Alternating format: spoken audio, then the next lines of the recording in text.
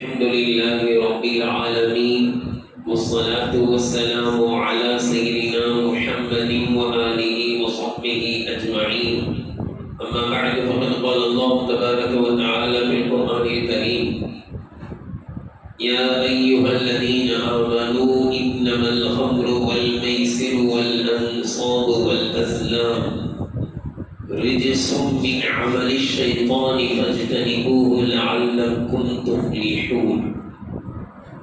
إنما يريد الشيطان أن يوقع بينكم العداوة والبغضاء في الخمر والميسر ويصدكم عن ذكر الله وعن الصلاة فهل أنتم منتهون. صدق الله العلي العظيم. السلام عليكم ورحمة الله وبركاته. கணியத்திற்குரிய கனவான்களே, பெரியோர்களே, அல்லாஹ்வின் நல்லடியார்களே, நேற்று ஓதப்பட்ட சூரத்துல் மாஇதாவின் 90வது வசனம் இன்னும் 91வது வசனத்தில் அல்லாஹ் தஆலா குறிப்பிடுகிறார்: யா அய்யுஹல்லதீன ஆமனூ, இறை நம்பிக்கை கொண்டவர்களே, இன்னமல் ஹம்ரு வல் மைசிரு வல் அன்சாபு வல் அஸ்லாம், நிச்சயமாக மது அருந்துவதும் சூதாட்ட விளையாட்டுகளில் ஈடுபடுவதும் சிலை வணக்கம் புரிவதும் இன்னும் அம்புகளை கொண்டு குறிபார்ப்பதும் ரிஜிசும் மின் அமலி ஷைத்தான், இவைகள் அனைத்தும் ஷைத்தானுடைய வேலைகளில் மிகவும் அருவருக்கத்தக்கவைகளாகும். எனவே நீங்கள் அவற்றை விட்டு தவிர்த்திருங்கள். லஅல்லகும் துஃப்லிஹூன், அப்பொழுதுதான் நீங்கள் வெற்றி பெறுவீர்கள் என்று அல்லாஹ் தஆலா 4 விஷயங்களை விட்டு தவிர்த்து கொள்ளுமாறு கூறுகிறார். ஒன்று சிலை வணக்கம், இரண்டாவது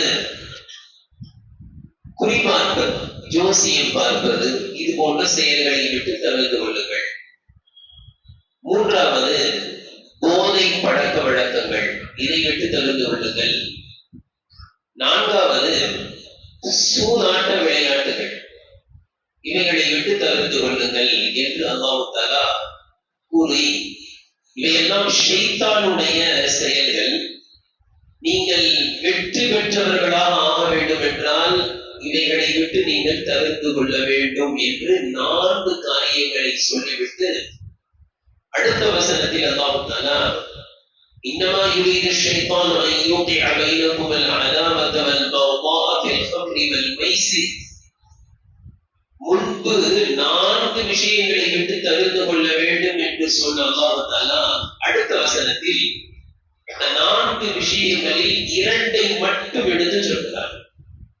அது 2 எது? மது அருந்துவது, சூதாட்ட விளையாட்டுகளில் ஈடுபடுவது. எதை விட்டான்? சிலை வணக்கத்தை அல்லாஹ் தஆலா மேல ஆயத்தோட விட்டுட்டான். குறிப்பார்ப்பது, ஜோசியம் பார்ப்பது அது மேல் வசனத்தோடு நின்று விட்டது. அடுத்த வசனத்தில் போதையின் மூலமாக, சூதாட்ட விளையாட்டுகளின் மூலமாக ஷைத்தான் என்னென்ன வேலைகளை, பாதிப்புகளை மனிதனுக்குள்ளாக ஏற்படுத்துகிறான், இந்த இரண்டினுடைய மோசமான விளைவுகள் என்ன என்பதை அல்லாஹ் தஆலா குறிப்பிடுகிறார். அதில் முதலாவது, இதை எப்படி என்ன சொல்றாங்க அப்படின்னா, சுருக்கமா ஷைத்தான் ஹோல்சேல் வியாபாரம் பண்றாங்க. இந்த 2 மூலமா இந்த 2 செய்ய வச்சா போதும், 4 விளைவுகளின் ஹோல்சேலா ஏற்படுத்திடலாம். ஒன்று, விரோதம் ஏற்பட்டுவிடும். இரண்டாவது, குரோதம் ஏற்பட்டுவிடும். சண்டை சச்சரவுகளை ஏற்படுத்தி விடுவான். கொலை, இவன் அவனை வெட்டி வீழ்த்து விடுவான், வெட்டுவான். போதை அடிமையாயிட்டான், கஞ்சா அடிச்சுட்டான்னா அடுத்த ஆளை வெட்டி வீழ்த்துவது, ரத்தத்தை ஓட்டுவது கூட சர்வசாதாரணமாயிடும். அதே போட்டுதான் சூதாட்ட விளையாட்டு. இடத்துல இருக்க காசு அவன்கிட்ட போயிடுச்சுன்னா அவனை எப்படியா தீர்த்து காட்டணும். என்ற முடிவுக்கு வந்து விடுவான். அடுத்து அல்லாஹ் சொல்கிறான், வயசுக்கும் அழுத்திக்கிறீங்களா, அல்லாஹினுடைய நினைவை விட்டு அவர்களை தடுத்து விடுவான். அல்லாஹ்வுடைய சிந்தனையே வராது. போதையில் கிடைத்தவர்கள் நோன்பு கூட வைக்க மாட்டாங்க. போதை பழக்கம் இருந்துச்சு, கஞ்சா அடிக்கிற பழக்கம் இருந்துச்சு, பான்பழம் போடுற பழக்கம் இருந்துச்சு, சிகரெட் பிடிக்கிற பழக்கம் இருந்துச்சுன்னா அவர்களால் நோன்பு கூட வைக்க முடியாது. காரணம் என்ன? அதை போடாம இருக்க முடியாது. அடுத்தெல்லாம் சொல்கின்றான், தொழுகையை விட்டு அவர்களை தடுத்து விடுவார்கள். இன்னைக்கு இந்த சூதாட்டம் என்பது ஒரு காலம் இருந்தது. சூதாட்ட கிளப்புகளுக்கு போனாதான் சூதாட்டம் விளையாட முடியும். இன்று விஞ்ஞானத்தினுடைய பரிணாம வளர்ச்சி என்ன ஆச்சு?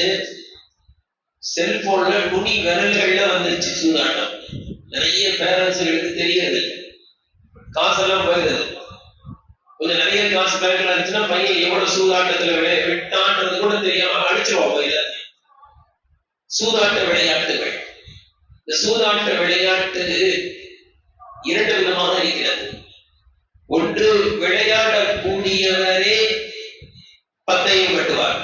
பார்க்கலாமா, நான் ஜெயிச்சா நீ இவ்வளவு தரணும், நீ ஜெயிச்சா நான் இவ்வளவு தருவேன் என்று விளையாடக்கூடிய நபர் என்ன செய்வார்? பந்தயம் கட்டுவார். அது ஒரு சாதாரண விளையாட்டாக இருக்கும். ஆனால் மிகப்பெரிய தொகை பந்தயமாக கட்டப்படும். விளையாடக்கூடிய நபரே பந்தயம் கட்டுவார். இரண்டாவது வகை சூது விளையாட்டு. அது என்ன? எவ்வளோ ஒருத்தர் விளையாடுவான், அவன் ஜெயிப்பானா அவன் தோப்பானா யாருன்னு தெரியாது. இங்க ரெண்டு பேரும் உட்கார்ந்து என்ன செய்வாங்க? பந்தயம் கட்டிக்குவாங்க. இந்த டீம் ஜெயிச்சா நான் உனக்கு இவ்வளவு தரேன், பாக்குறியா இது தோத்துரும். எவனா விளையாடுறான், இவனுக்கு ரெண்டு பேரும் சண்டை போட்டுருவாங்க.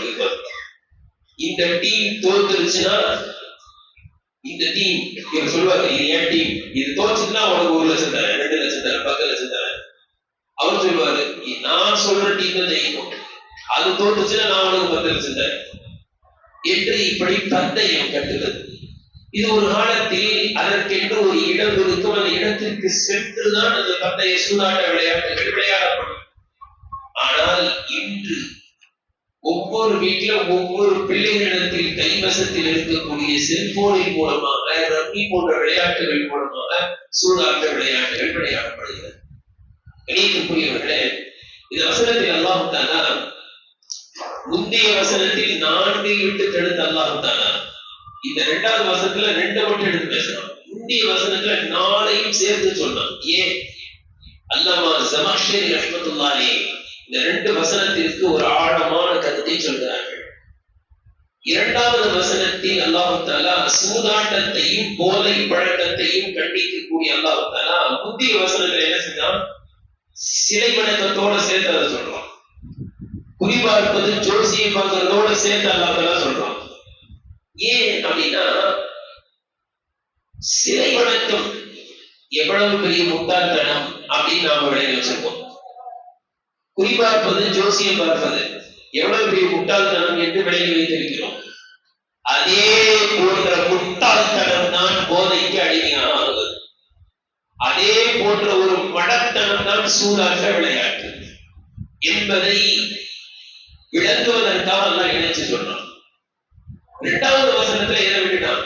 சிலை வணக்கத்தையும் குறிப்பார்ப்பதையும் விட்டுட்டு போதை பழக்கத்துக்கு அடிமையாக கூடாது, அதனால் ஏற்படக்கூடிய பாதிப்புகள் என்ன, சூதாட்ட விளையாட்டு அதனால் ஏற்படக்கூடிய பாதிப்பு என்ன என்பதை மட்டும் அல்லாம சொல்றோம். காரணம் என்ன அப்படின்னா, முஸ்லிம்களாகிய நம்மை பார்த்து அல்லாஹ் பேசுகிறான் என்று சொல்றாங்க. முஸ்லிம்கள் என்ன செய்யறதில்லை, சிலை வணக்கம் செய்யறதில்லை. அது ஒரு அல்லாஹ்வை விட்டுவிட்டு படைத்தவனை விட்டுவிட்டு படைப்பிடங்களை வணங்குவதா, ஒரு சிலைக்கு முன்னால போய் சிரம்படிவதா, ஒரு கல்லுக்கு முன்னாடி போய் நம்ம நெத்தியை வைக்கிறதா, இது எவ்வளவு மட்டமான வேலை. படைச்சவனை தான் வணங்கணும், படைப்பிடங்களை வணங்குவதா என்று விலகி இருக்கக்கூடிய முஸ்லிம்களை பார்த்தெல்லாம் பேசுகிறார். ஜோசியம் பார்க்கிறது இது எவ்வளவு பெரிய இழிவு எல்லாருக்கும் தெரியும். முஸ்லிம்கள் விலகிக் கொள்வார்கள். அந்த முஸ்லிம்களை பார்த்து அல்லாஹ் சொல்கிறான், இந்த 2 மட்டமா நினைக்கிறீங்க, இந்த 2 விட்டு விலகி இருக்கிற நீங்க போதைக்கு அடிமையாக இருக்கிறீர்களே, இந்த 2 விட்டு தவிர நீங்கள் சூதாட்ட விளையாட்டுகளில் ஈடுபடுகிறீர்களே, அதை அதனுடைய பாதிப்பு முந்தைய 2 பாதிப்பை விட ரொம்ப மோசமானது. அந்த 2 பாதிப்பை விட உலகத்துல அது நிரந்தரமான நரகம்னாலும் உலகத்தில் ஏற்படக்கூடிய பாதிப்பை பொறுத்தவரை சிலை வணக்கத்தினால் உலகத்தில் பாதிப்பு ஏற்படாது. மறுமையில் நிரந்தர நரகம் இருக்கலாம். ஆனா உலகத்தினுடைய பாதிப்பை பொறுத்தவரை மிகப்பெரிய பாதிப்பு சூதாட்டத்திலும் மதுவிலும் இருக்கிறது. ஒருவன் போதைக்கு அடிமையாக ஆகிவிட்டால் பெற்றெடுத்த மகள் யார் என்று தெரியாது, மனைவி யார் என்று தெரியாது. அதனாலதான் சொல்லுவாங்க, இது மூத்திரத்தை விட கேடுகட்டது. மாட்டு மதத்தவர்கள் பாவம் தெரியாம என்ன செய்யறாங்க, மாட்டு மூத்திரத்தை குடிக்கிறாங்க. ஆனா மாட்டு மூத்திரத்தை குடிச்சதுனால என்ன செய்யறது இல்லை, அவனுக்கு புத்தி கேட்டு போவதில்லை, மடையனாக அவன் ஆகுவதில்லை. என்ன பேசுறோம்னு தெரியாம ஆயிடுமா மூத்திரத்தை குடிச்சா. ஆனா நாம அதை என்ன செய்யறோம், கேவலமா பார்க்கிறோம். மூத்திரத்தை குடிக்கிறாங்க, மாடை வணங்குறான், மாடை வணங்கி அதை புனிதமா நினைச்சு அந்த மூத்திரத்தை குடிக்கிறான், மட்டமா நினைக்கிறோம். ஆனால் அதை விட மிக மோசமானது மது.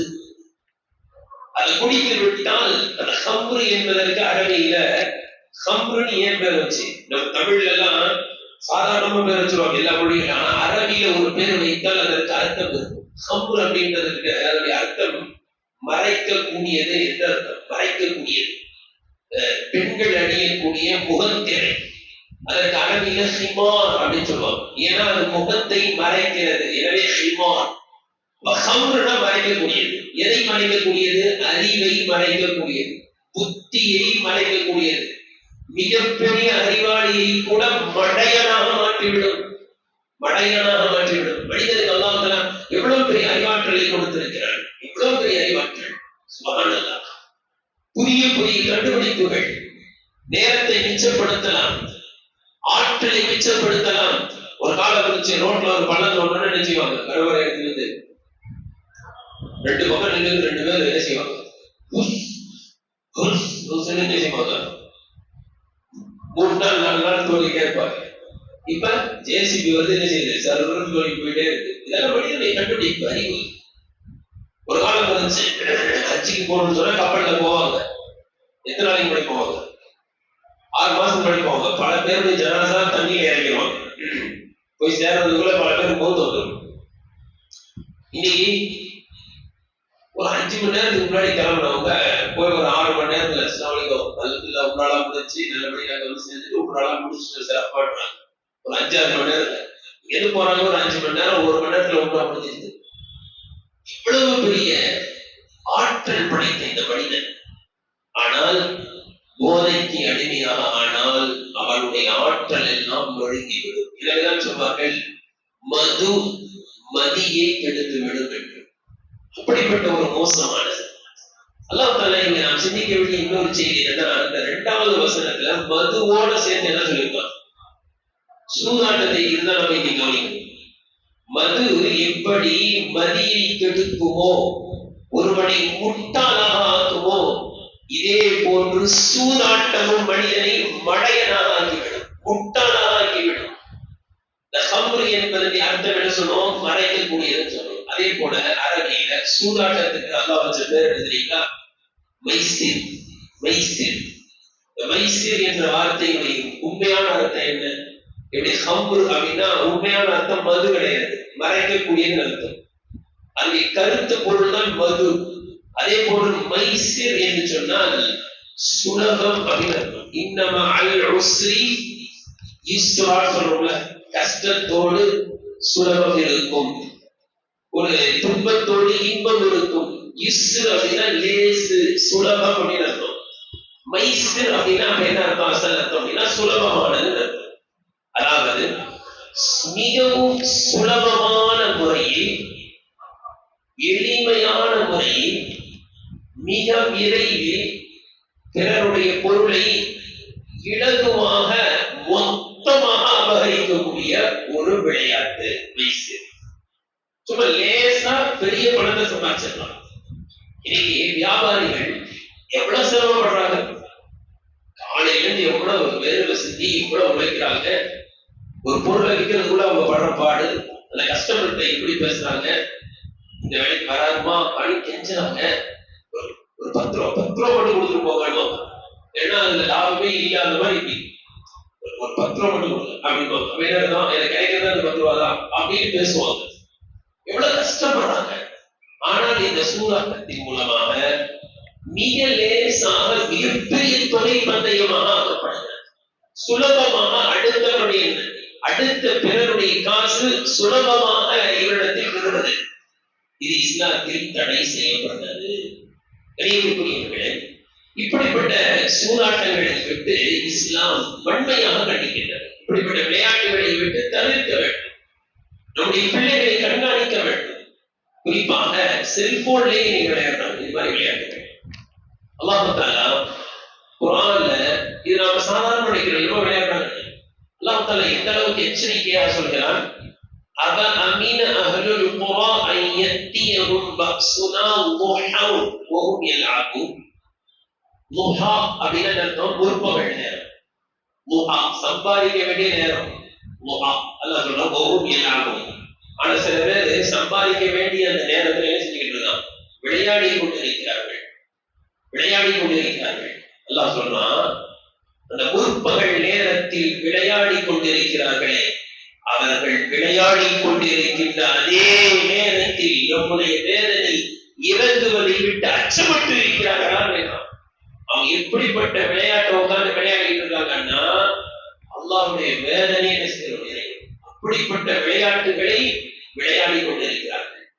இதே நல்லடியார்களை பத்தி அல்லாஹ் தஆலா சொல்றான் குர்ஆன்ல, வல்லதீன லா யஷ்ஹதுன الزூர் وإذا مروا باللغو مروا كراما. அல்லாஹ்வுடைய அடியார்கள், நல்ல அடியார்கள் யார் என்றால் வீணான காரியங்களில் ஈடுபட மாட்டார்கள், பொய்யான ஏமாற்று வேலைகளில் ஈடுபட மாட்டார்கள், வேடிக்கை விளையாட்டுகளில் கலந்து கொள்ள மாட்டார்கள். அப்படிப்பட்ட இடத்திற்கு அவர்கள் கடந்து செல்ல வேண்டிய நிர்பந்தம் ஏற்பட்டால் கண்ணியமான முறையில் அதை விட்டு விலகி தப்பித்து சென்று விடுவார்கள். உதாரணத்துக்கு நம்முடைய ஃப்ரெண்ட்ஸ் இருக்கலாம், அந்த மாதிரி விளையாட்டுகள் விளையாடலாம். அவன் நமக்கு ஃப்ரெண்டு தான், அவன் எனக்கு ஃப்ரெண்ட் என்பதற்காக வேண்டி, அவன் என்னுடைய நண்பன் என்பதற்காக வேண்டி அவன் விளையாடுகின்ற விளையாட்டில் இவன் கலந்து கொள்ள மாட்டான். அதேக்கா நம்பி கொள்வான். இவர்கள் தான் நல்லவர்கள் என்று அல்லாஹ் கூறுகிறார். இப்ராஹிம் மஸ்ஊத் ரலியல்லாஹு அன்ஹு பற்றி வருகின்ற செய்தி இந்த ஆயத்துக்கு கீழே தஃசீர் கஸீரில் வருது. ஒரு இது மாதிரியான விளையாட்டுகள் விளையாடி கொண்டிருக்கக்கூடிய இடத்திலே விட்டு இப்னு மஸ்ஊத் ரலியல்லாஹு கடந்து அதை கலக்காம வந்தார். இந்த செய்தி அல்லாஹ்வின் தூதர் ஸல்லல்லாஹு அலைஹி வஸல்லம் அவங்களுக்கு கிடைச்சிச்சு. அப்ப சொல்றாங்க, அவர் எப்படிப்பட்ட சிறுவர் தெரியுமா? மிகவும் அறிவார்ந்த சிறுவர். 70 சூறாவை நபி ஸல்லல்லாஹு அலைஹி வஸல்லம் நேரடியாக மனப்பாடம் பண்ணுவாங்க. அவ்வளவு பெரிய அறிவாற்றல். காரணம் என்ன? இப்படிப்பட்ட வீண் விளையாட்டுகளில் ஈடுபடவில்லை அவர்கள். ரசூலுல்லாஹி ஸல்லல்லாஹு அலைஹி வஸல்லம் அப்துல்லாஹ் இப்னு மஸ்ஊத் ரலியல்லாஹு அன்ஹு சொன்னாங்க, லகத் அஸ்பஹ இப்னு மஸ்ஊத் வ அம்ஸா கரீமன். இப்னு மஸ்ஊத் அவர்கள் காலை பொழுதையும் மாலை பொழுதையும் மிகவும் கண்ணியமான நபராக அடைந்தார்கள். இந்த மாதிரி வீண் விளையாட்டுகள்ல ஈடுபடல. இன்னைக்கு இந்த மாதிரி வீண் விளையாட்டுகள்ல ஈடுபடுறதுனால எவ்வளவு பெரிய பாதிப்புகள். அல்லாஹ் குர்ஆன்ல போதையோட சேர்த்து என்ன சொல்றான்? இந்த சூதாட்ட விளையாட்ட போதையோடு சேர்த்து சொல்றான். ஏன் தெரியுங்களா? போதைக்கு யார் அடிமையாக ஆகிறார்களோ அவர்களுக்கு என்னெல்லாம் பாதிப்பு ஏற்படுதோ அந்த எல்லா பாதிப்பும் சூதாட்டு விளையாடக்கூடியவர்களுக்கு ஏற்படும். ரெண்டையும் அல்லாஹ் இணைச்சு சொல்றான். இது எப்ப சொன்னாங்க? 1400 வருஷத்துக்கு முன்னாடி சொல்லிட்டான். போதையும் சூதாட்ட விளையாட்டையும் அல்லாஹ் தஆலா சேர்த்து சொன்னான். காரணம் என்ன? அதனுடைய எல்லா பாதிப்பும் இதுல ஏற்படும். போதையினால அடிச்சுட்டு சாவறானா சூதாட்ட விளையாட்டுகளில் விளையாடக்கூடியவர்கள் அடிச்சுட்டு சாவும். அதுல குரோதம் வருதா, இதுவும் குரோதம் வரும். அதுல என்ன பாதிப்போ இதுல ஏற்படும். இன்னைக்கு விஞ்ஞானம் இப்ப கண்டுபிடிச்சு சொல்லுது என்னன்னு, போதைக்கு அடிமையானவர்களுடைய மூளையில் என்னெல்லாம் பாதிப்பு ஏற்படுதோ அதே பாதிப்பு இந்த செல்போன்ல விளையாடக்கூடிய உணவுல ஏற்படும். பாருங்க, போதைக்கு அடிமையானவன் அதுல இருந்து என்ன செய்ய முடியாது, மீள முடியாது. சாதாரண பார்க்கணும். அதே போல இந்த கேம் விளையாடுறது அடிமையிட்டவன் அடிக்டாயிட்டவன் என்ன செய்ய முடியாது. அதுல வெளியில வர முடியாது. 24 மணி நேரம் போன், 24 மணி நேரம் விளையாடிட்டே இருக்கான். திருப்தியா மாட்டேங்குது. அந்த காலத்துல இருந்து நிச்சயமாக கிரிக்கெட் விளையாடுவோம், ஃபுட்பால் விளையாடுவாங்க. இன்னைக்கு என்னடா போனை வச்சுக்கிட்டே இருக்கான். என்ன பண்ற? கிரிக்கெட் விளையாடுறேன், பாலும் இல்ல மட்டையும் இல்லை. என்னடா பண்ற? ஃபுட்பால் விளையாடுறேன், பாலும் இல்ல மைதானமும் இல்ல ஒன்றும் இல்லை, காலும் இல்ல கைக்கு ஒரு வேண்டாம். சாத்தான் என்ன சொல்றா, ஃபுட்பால் விளையாடுறோம், ஒண்ணுமே கிடையாது, போன் வச்சுக்கிட்டு இருக்கான். கணியத்துக்குரிய இந்த நாள் இவர்களுடைய மிகப்பெரிய நரம்பு தளர்ச்சி ஏற்பட்டது. புத்தி மங்கி போகுது. போதையில எந்த அளவுக்கு புத்தி மங்கி போய் மடையனாயிருவானோ அதே மாதிரி செல்போன்ல விளையாடிக்கிட்டே இருந்தா நீங்க மடையனா ஆகிடலாம். புத்தி வளராது, ஒழுங்கா படிக்க மாட்டான். போதைக்கு அடிமையான எப்படி படிக்க மாட்டானோ அந்த மாதிரி இவனும் படிக்க மாட்டான்.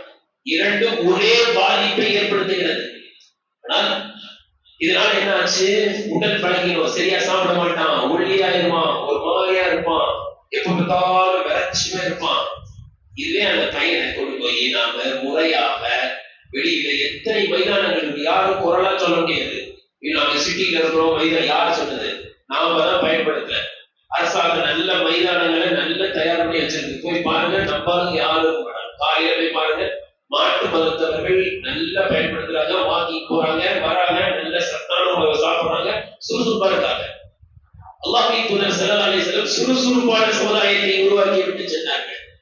ஒரு துஆலை வரும், அல்லாஹ்வே நீ அஊது பிக மினல் அஜ்ஸி வல் கஸ்ஸி, ரப்பே எங்களை ஏழாமையை விட்டு பாதுகாத்து விடு, இன்னும் சோம்பேறித்தனத்தை விட்டு பாதுகாத்து விடு. ஏழாமைனா என்ன, சோம்பேறித்தனம்னா என்ன? ஏழாமைனா செய்யவே முடியாது, செய்ய முடியாது, அதனால செய்யல, இதுதான் ஏழாமை. அப்படிலாம் நாங்க இருக்க கூடாது. எந்த ஒரு செய்யணும் அப்படின்னா ஒரு காரியம் செஞ்சு ஆகணும், ஆனால் எங்களால் செய்ய முடியல. இந்த நிலைமையை விட்டு எங்களை பாதுகாத்து செய்ய வேண்டிய எந்த காரியமாக இருந்தாலும் சரி செய்து சாதிக்க வேண்டும். எங்களால் முடியல அதனால நாங்க செய்யல என்ற நிலைக்கு எங்களை தள்ளிவிடாது. அடுத்த சொல்லுகிறாங்க, அவன் கசு சோம்பேறித்தனத்தை விட்டு பாதுகாத்து. சோம்பேறித்தனம் என்ன, செய்ய முடியும் ஆனா என்ன செய்ய மாட்டான், செய்ய மாட்டான், அதுக்கு சோம்பேறி. இந்த சோம்பேறித்தனத்தை விட்டு பாதுகாத்து. இந்த செல்போன்ல விளையாடுறவங்க பாருங்க, மகா சோம்பேறியா இருப்பான். அத்தா அம்மா சின்ன சின்ன வேலை செஞ்சவங்க என்ன செய்ய மாட்டான், கேட்க மாட்டான். போதைக்கு அடிமையானவன் அதே மாதிரி இருப்பான்.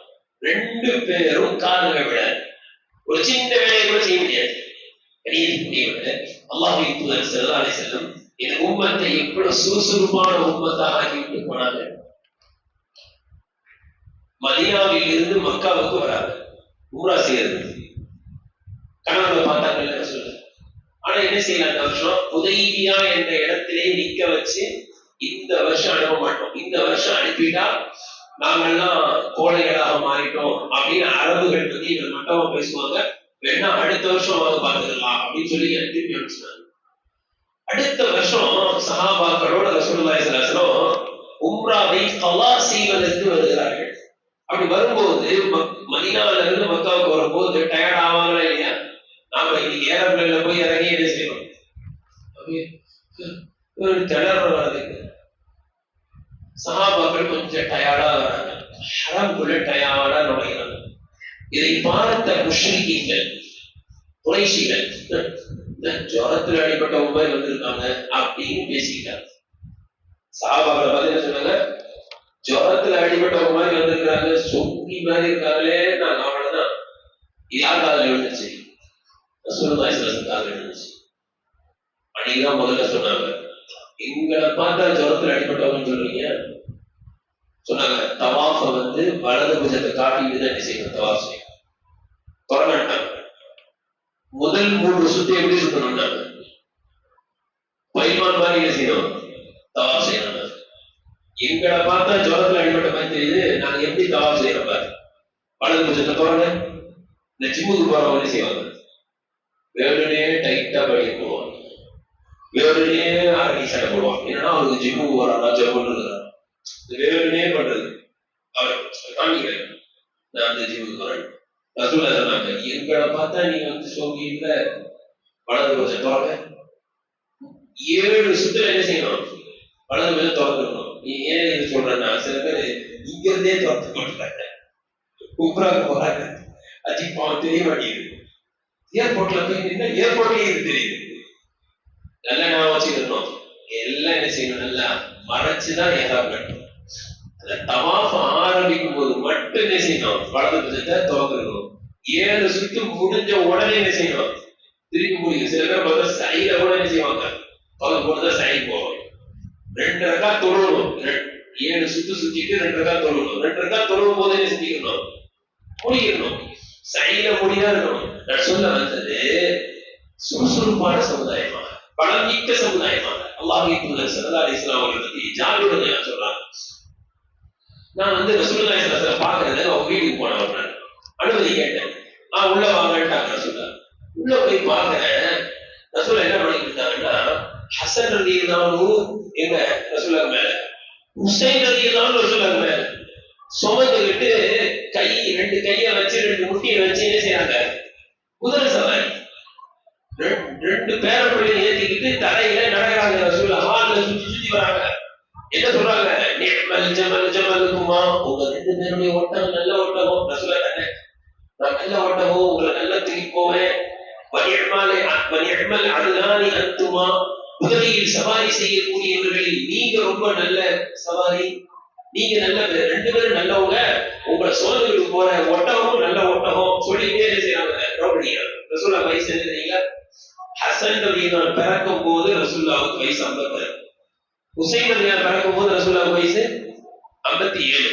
2 பேரும் வளர்ந்து இப்படி உட்கார்ந்து ரசூலுல்லாஹ் குடிச்சிட்டு இருக்கிற அளவுக்கு ஒரு 3-4 வயசு இருக்கணும்ல. ரசூலுல்லாஹ் என்ன வயசு இருக்கும்? 60 வயசுல 2 பேரையும் சுமந்துக்கிட்டு என்ன செய்யறாங்க?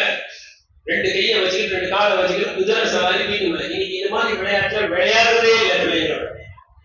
செல்போன், சின்ன பச்சை குழந்தைகிட்ட செல்போன் பார்த்துட்டே சாப்பாடு வந்துடும். ஏன்? குதிரை சவாரி கொடுத்துக்கிட்டு செய்ய சாப்பாடு வந்து பேர் என் மேல ஏத்து நான் வச்சுக்கிறேன். இப்ப ஊட்டி விடுன்னு சொன்னா சாப்பிட மாட்டாங்க குழந்தை. செல்போனை கையில கொடுத்தது யாரு? நம்ம தானே. சரி, நம்ம குதிரை சவாரி செய்யற அளவுக்கு, ஒட்டக சவாரி செய்யற அளவுக்கு நம்ம முட்டி இருக்கா? சரிதான் போக முடியலையே. ரசூலுல்லாஹி ஸல்லல்லாஹு அலைஹி வஸல்லம் தாயிஃபுக்கு நடந்தே போனாங்க தெரியுங்களா? ரிட்டர்ன் வரும்போது கல்லால் அடிச்சாங்க. நடந்தே தான் ரிட்டர்ன் வந்தாங்க. தாயிஃப் மக்கால எவ்வளவு தூரம் தெரியுங்களா? 110 கிலோமீட்டர். 110 கிலோமீட்டர். அதுவும் சாதாரண ரோடு கிடையாது. என்ன ரோடு? மலை பிரதேசம், மேல ஏறி இறங்கணும். 110 கிலோமீட்டர் நடந்தே போனாங்க ரசூலுல்லாஹி. இன்னொரு செய்தி, ரொம்ப அற்புதமான செய்தி. பத்ர் யுத்தத்துக்கு போறாங்க இல்லையா? அப்படி போகும்போது 3 பேருக்கு ஒரு ஒட்டகம். 3 பேருக்கு ஒரு ஒட்டகம். ரசூலுல்லாஹி ஸல்லல்லாஹு அலைஹி வஸல்லம் அவங்களுக்கும் அதே மாதிரி தான். ரசூலுல்லாஹ்வுக்கு தனி ஒட்டகம் கிடையாது. ரசூலுல்லாஹ்வுக்கு என்னதான் கூட 2 பேர். அபூல் லுபாமா என்ற சஹாபி, அலி ரலியல்லாஹு அன்ஹு சஹாபி. ரசூலுல்லாஹ்வுக்கு சேர்த்து 3 பேருக்கு சேர்த்து ஒரு ஒட்டகம். அப்ப என்ன செஞ்சாங்க அப்படின்னா, எல்லாரும் 3 பேரும் உதாரணத்துக்கு வச்சுக்கோங்க, 1 கிலோமீட்டர் மாதிரி. நீ ஒருத்தர் 1 கிலோமீட்டர், 2 பேர் நடந்தே வருவாங்க. அடுத்து இன்னொருத்தர் 1 கிலோமீட்டர், அப்புறம் நடந்தே வருவாங்க. அப்புறம் 3வது ஒருத்தர். இப்படி பயணிச்சாங்க. ரசூலுல்லாஹ்வோட யார் இருந்தா? அலி ரலியல்லாஹு அன்ஹு. அலி யாரு? பயங்கரமான வீரர், சாதாரணமான வீரர் கிடையாது. ஒரு யுத்தத்துல கோட்டையின் கதவை தூக்கி வீசிட்டாங்க. அவ்வளவு பலம். அவ்வளவு பாவா.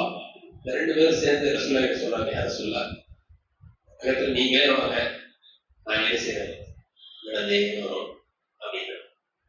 அதுக்கு ரசூலுல்லாஹ் சொல்ற 2 பதில். முதல் பதில் சொன்னாங்க, உங்கள் இருவரை போன்றே நானும் நன்மையின் பக்கம் தேவையுடையவனாக இருக்கிறேன்.